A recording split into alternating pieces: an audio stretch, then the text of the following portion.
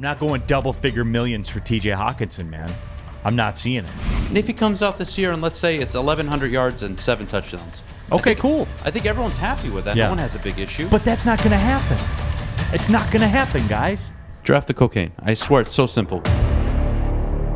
So did want to talk about Detroit hosting the NFL draft, but this was a question that just popped up, and you guys know I'll do this from time to time. I'll let someone's comment hijack a show. I'm not above that. You know how that works. Mr. Poole says, I got a feeling that TJ Hockenson will go on the trading block this year.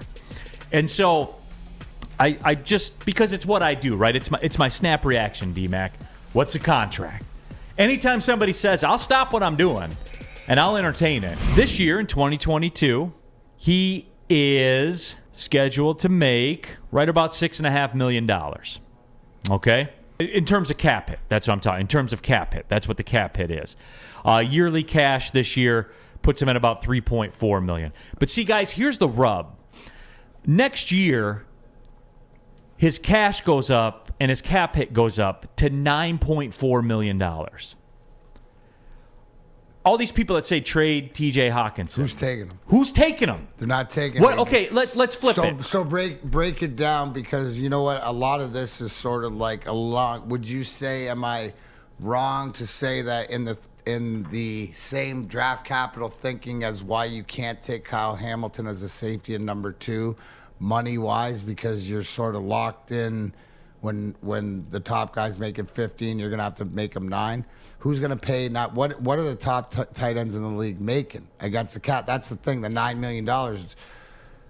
Unless it's the finishing piece to a puzzle that somebody really wants. But see, like people say trade him. The road year for him. What again, I'll ask you, what do you okay, let me reverse it then. I have TJ Hockenson. What are you giving me for TJ Hockenson with that $9.5 million cap hit next year / cash due next year to him? There's what no are you way giving you me? benefit on a deal right now, getting rid of him. Somebody, right? It's after next year when you see if he produces or not. So we overvalue our players. We do that all the time. I think every sports city in America does that, where they overvalue what they have. And I think people see Hockenson and they see him every day, so they think that he's worth that. I'm not going double-figure millions for TJ Hockenson, man. I'm not seeing it. I would do that with Amon-Ra St. Brown before I did that for TJ Hockenson, because I've seen it. Production. That's what it is. Like, I know I have no friends in the industry, or what, you know what I'm saying? Like, I get that, but that's where it is with me. Because we're getting to the point, guys, and we talked about it with Dylan Larkin. I know that sometimes these are uncomfortable conversations to have, but that's the landscape there. Next year, they got to make a decision on TJ Hockenson. And that decision's going to be double-figure millions per year. And I'm sorry, I'm out. Adam, you came up here and you mentioned the fact this has been a big topic of discussion. What's everybody in the back rooms here, Woodward, talking about? TJ Hockenson is night and day better than Eric Ebron was his first 3 years in Detroit. Even though Eric Ebron has a higher pass-catching rate. Only 177 fewer yards than TJ Hockenson and only 5 touchdowns fewer than TJ Hockenson. 1,600 yards to 1,497. 12 touchdowns to 7 touchdowns. They've both played 40 games. They've both been injury-prone. They've both been underwhelming and inconsistent. But this is the guy you want to pay $10, $12, $14 million at the end of his contract next year? I don't understand. Well, you don't understand. He's got a year left to play. He has to prove it this year. So give him, what does it hurt to what they're building? And obviously just said, here's the thing. Forget the numbers. What are the intangibles? Now, the biggest thing is availability, and he's got to stay healthy, right? And you can't, when you get into concussions, that's the unknown, so you really don't know. But look at the running game. Look at the different things of the way that he's used. My question is that we have expectations on what he should be for what he's drafted, but what is he hearing from out of the team? Right? What's Dan Campbell asked him to do? What's Brad Holmes? First thing is to be available. So if he's healthy this year and if he stays healthy, do you think that he could have that productive year? Now, the contract, because of what everybody else is making or whatever, but if he is arguably the 5th best tight end in the league, right? I have no problem paying that guy if he gets us to moving forward. That's why I said this year is the year for him. If he proves it this year, you still have a tough decision, Neil, don't you? because you're going to have to pay him money, D-Mac. You're going to have to pay I get it, but you're going to have to pay somebody. And we're coming off a Super Bowl where C.J. Uzama and some dude named Scantlin, I don't even know what the hell his name was, were the starting tight ends for these Super Bowl appearing teams. And everybody wants a Travis Kelce. Everybody wants a Mark Andrews. Everybody wants these kind of guys. T.J. Hawkinson's intangibles, D-Mac, you talked about them, are 10th the level of Eric Ebron's. The problem is their production is relatively the same. There's not a significant difference between Hockenson run blocking and is not worth $6 million a year to me. No, but here's the whole thing. So what? Here's the flip side. If he does produce and give it, then it also gives you what are your options to move on from that to do what you said and spend smaller on that. But to Neil's point, you have to address how much you're going to have to pay him on the fifth-year option, and then what that contract looks like the year after. And if he comes out this year and let's say it's 1,100 yards and 7 touchdowns. Okay, cool. I think everyone's happy with that. Yeah. No one has a big issue. But that's not going to happen. It's not going to happen, guys. What data do you have other than it might happen? What data do you have to suggest suggest Think of it this way. that? Look at the Rams. When they had Tyler Higbee in his prime, essentially, and they went to the Super Bowl, what did his numbers look like? Even though he's probably not the tight end that T.J. Hockenson is. And that type of scheme where you run first, run first, run first. T.J. Hockenson may be the third option on every passing play to start the season. If Chark is healthy, Amon-Ra St. Brown is healthy. Yeah, he may be the third option. But you want him to block. You want him to give you those bailout tight end, and you want him to be efficient in the red zone. That's where his target is. You know, the rest of that, those other guys, like. So you want him to be like an Eric Ebron type. Kelce and all these guys would just allow him to get there, and then when you have these decisions to make, I get it that if you have to establish because he's a first rounder, and I revert to Neil for contract, but for the 5th year. But that also gives you, Neil, do you have a problem with taking him number 8 overall? I don't think that's an issue right now. I don't think that's the problem at all. Okay, so yeah, like no, because a couple years ago it was a value. It was a value a couple years ago, even at $3-4 million. Problem is we're getting to that point now where it's $9 million, and in free agency it's going to be $10 million. I'm uncomfortable with double-digit $1 million a year for T.J. Hockenson. I feel as though I can go get something. And if he proves it this year, do you give him the money? It's going to have to depend on what the money is, man.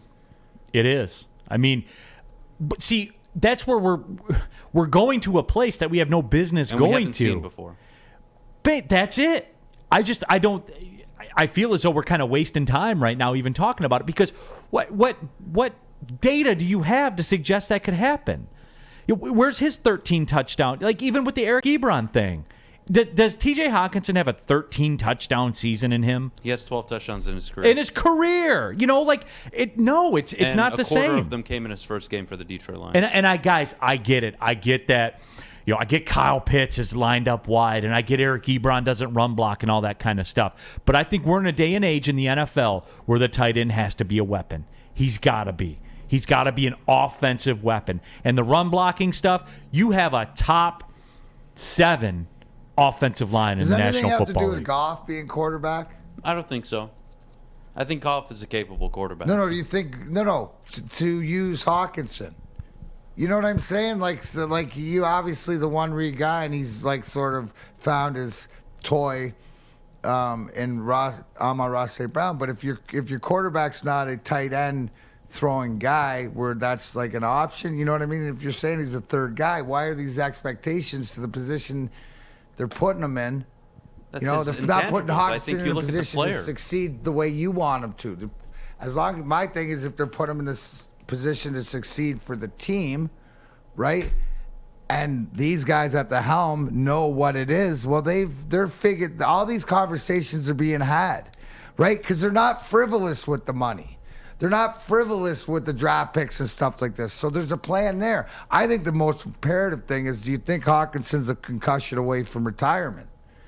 The bigger thing is health issue. That's my you're intangible. Not going to put the money to what? That's my intangible. That I so step what in I'm and saying say is that's the big thing on the table. Now it's on the table with everybody, but this is more to it. So that plays more of a factor into it. Am I going to get that's something behind the scenes, doctors, this, that, or whatever that the team needs to know. Well, see, and here's the thing, too, and this isn't to pick on anyone, but like in the YouTube chat thread, you say, well, what about a 1-year prove-it deal, or what about a deal that's $11 million a year but 5 to 7 guaranteed? That ain't going to get it done because somebody somewhere is going to give it to them. It only takes one team.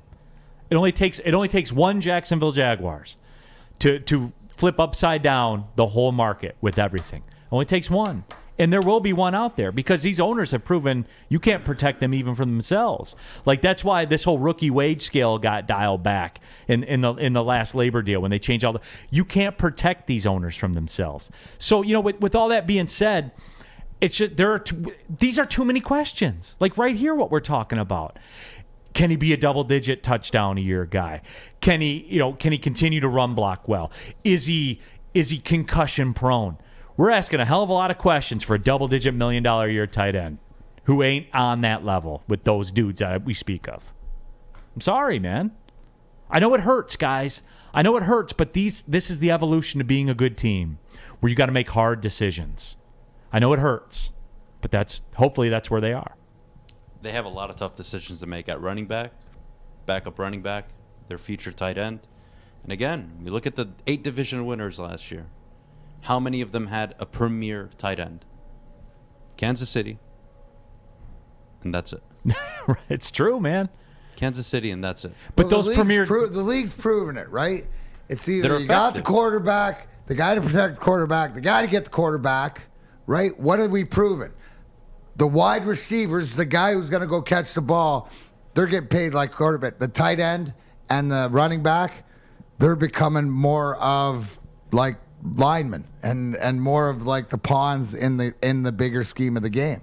So the money's moving out of that stuff. Now you have some special ones like come through like Gronk, but they're more of a dime a dozen, and because they come at such a different higher cost. So the key is to get your tight end, that's a receiver, at 12 to 15, so you don't have to pay up 25 like you're paying your top receiver.